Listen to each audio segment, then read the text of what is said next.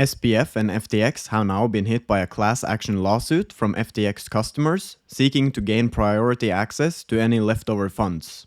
The class action lawsuit was filed by 4 plaintiffs on behalf of themselves and all others in the same situation, meaning other customers who have been affected by the FTX collapse. The class action lawsuit was filed on the 27th of December in the United States Bankruptcy Court for the District of Delaware. The group behind the lawsuit is seeking to let FTX customers get their money back first by gaining priority access to any leftover funds over non-customers like creditors, investors, company expenses, and other claims.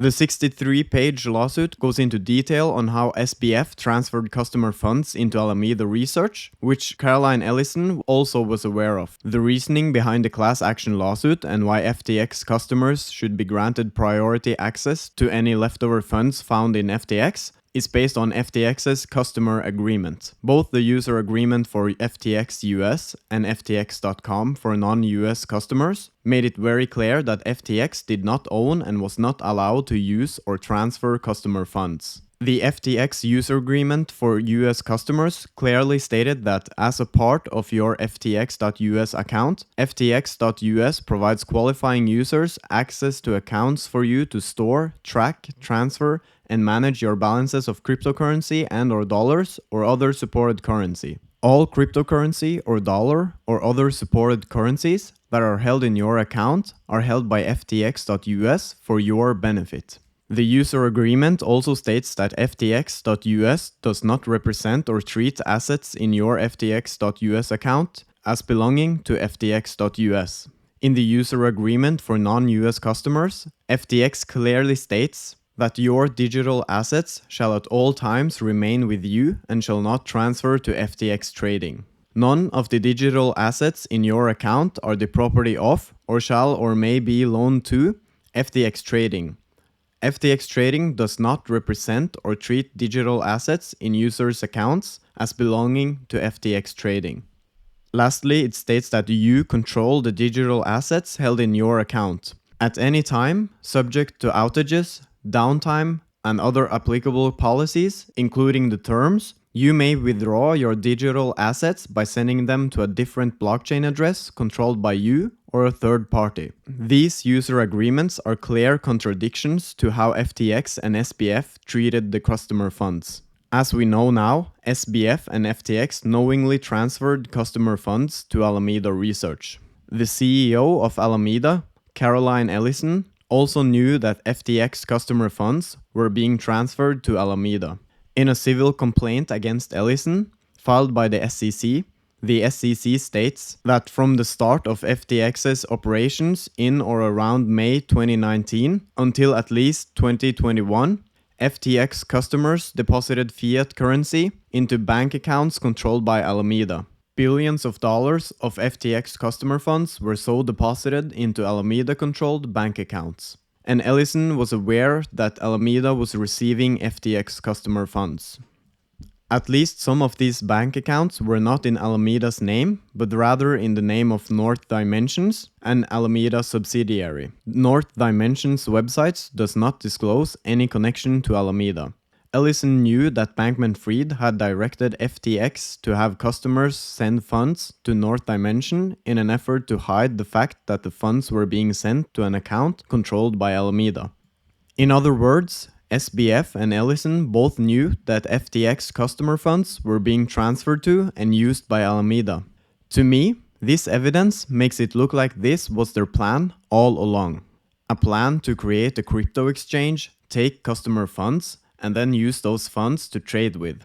And as we know now, SBF and Ellison's trading in Alameda Research went horribly wrong, and almost all FTX customers' money were lost. Insiders from Alameda Research have confirmed that Caroline Ellison admitted to the claims that FTX customer funds had been used by Alameda. On November the 9th, as defendant Bankman-Fried scrambled for emergency funding, Defendant Ellison held a meeting with Alameda employees where she revealed what has now been widely reported, that she and defendants Bankman-Fried, Wang, and Singh knew that FTX customer funds had been improperly used by Alameda.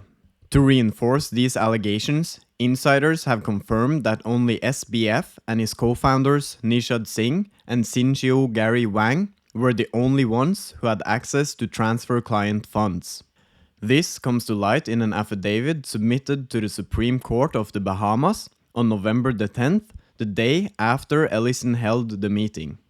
The affidavit confirms that the executive director of the Securities Commission of the Bahamas met with the CEO of FTX Digital Markets, Ryan Salame, and a certain counsel for FTX Digital and FTX US. Ryan Salame and the counsel advised that clients' assets which may have been held with FTX Digital were transferred to Alameda Research to cover financial losses of Alameda. They also reported that there were only 3 people who had the necessary codes or passwords to transfer client assets to Alameda in this manner.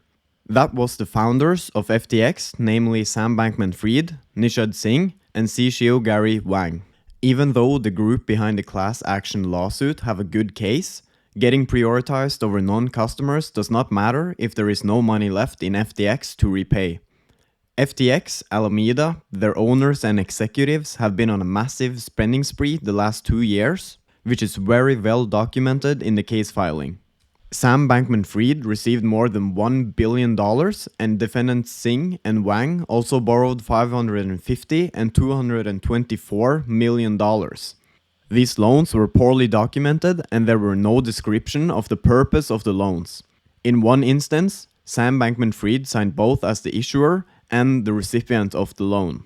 And as of right now, it appears that these loans have never been repaid.